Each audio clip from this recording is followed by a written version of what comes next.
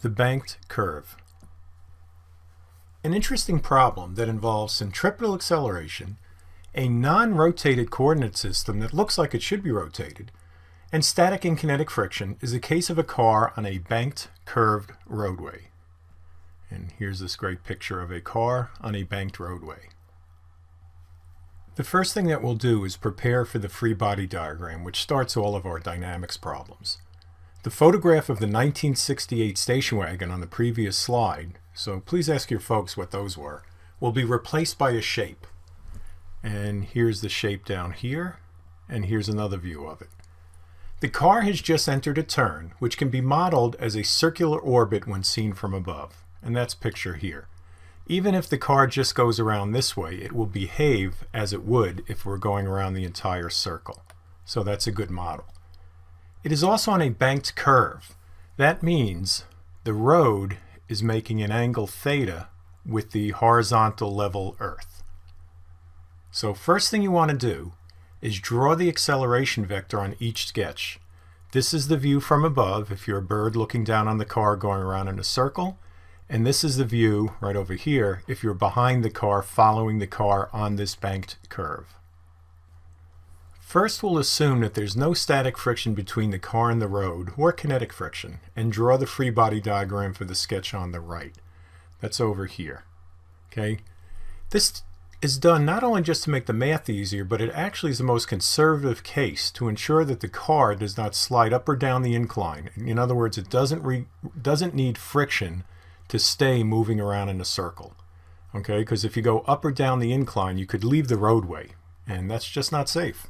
So if you're looking at it from behind, acceleration vector is to the left. Now why is that? Well, look at this. If you look from the top, if you're entering a curve, you're going in a circle, the acceleration vector will be perpendicular to your velocity, and that's centripetal acceleration.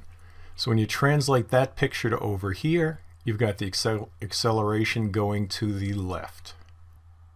The first surprise in our solution, well, maybe it's not. Even though we're dealing with an inclined plane, we are not going to rotate the coordinate system. Why do you think this is so? Also, and I've already answered this, but let's see if you remembered, what kind of acceleration is represented by the vector A right over here? When we rotated the coordinate system earlier when we had the inclined plane, we did it to minimize the amount of vectors that need to be resolved into component parts. And that was done in our presentation on dynamics, not in the problem-solving notebook. But also very important is to line up the coordinate system so that the acceleration is along one of its axes. So before, when we had a box sliding down an inclined plane, like this, we were accelerating in this direction. So that had the benefit of reducing the amount of vector resolution we had to do on gravity and the normal force, and it also aligned the axis with the acceleration. In this case, if you look at the forces, we actually only have one that we have to resolve, and mg is already along the y-axis, and we're going to choose to align our axes this time with the acceleration. So the x-axis is aligned with the acceleration, and that is going towards the middle of the circle, and it is called centripetal acceleration, like we've already said. Now, what force? Now you know that centripetal force gives centripetal acceleration, but what specific force is providing that acceleration? First, we're going to resolve the normal force into its x and y components so they align up with the x and y axes. Here is our normal force here, which is perpendicular to the surface of your banked curve, like all good normal forces. And we claim that this angle here is theta, the same as the angle of the incline of the banked curve. So let's just do a quick little bit of geometry. There's theta. This will be 90 minus theta because it's a triangle. This then will be theta again because there's a right angle. Then there's another right angle between the normal and the plane. So this here is 90 minus theta, which leaves this angle up here as theta. So that's nice. And if that's the case, then this piece over here is the normal times cosine theta, and this is the normal times sine theta. Notice how normal sine theta is pointing in the same direction as the acceleration. That is giving us our centripetal acceleration. So the centripetal force in this case is normal times sine theta. Our next step now, Newton's second law in the x and y directions. First we'll write Newton's second law for the y direction and state that the car has no motion in the y direction since it remains in the same position on the incline as it moves in the circle. Right? It's not going to slide up and it's not going to slide down. And it's not going to pop up and down either. So we have normal cosine theta minus mg equals m acceleration in the y direction, which we're saying is 0. Do a little algebra, and we find that the normal force is mg over cosine theta. Now, why did we solve in the y direction first? Because we'll need the value of the normal force for Newton's second law, which we're going to do now in the x direction. That's this line right here.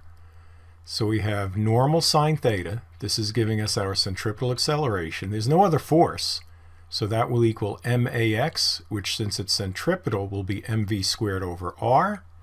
And what can we do now? Hey, we solved for the normal on the previous slide, so we'll just input that over here. So we have mg cosine theta sine theta equals mv squared over r. And then look, here's our favorite. Sine over cosine turns into tangent. And notice the masses cancel out. So we have g tan theta equals v squared over r.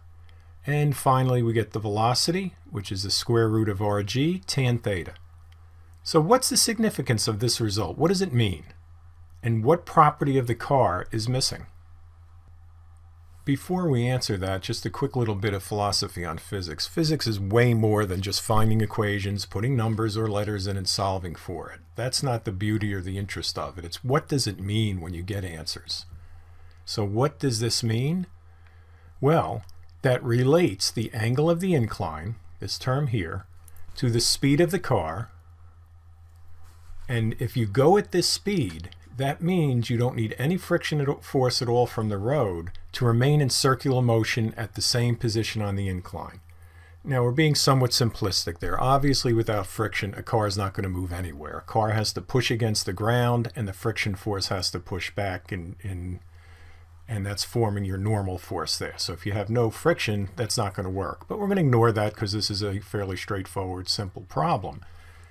So that's enough philosophy there. But this is the velocity we need for the car to go around this bank curve and not go up and not go down. And what it's missing from the property of the car, it does not depend on its mass, which is good. So the same design, at least at first order, will safely accommodate cars and trucks. And once again, once you start adding in other factors like friction, condition of the road, the size of the truck, the shape of it, it's a heck of a lot more complicated than this. But at least at this order, does not depend on the mass.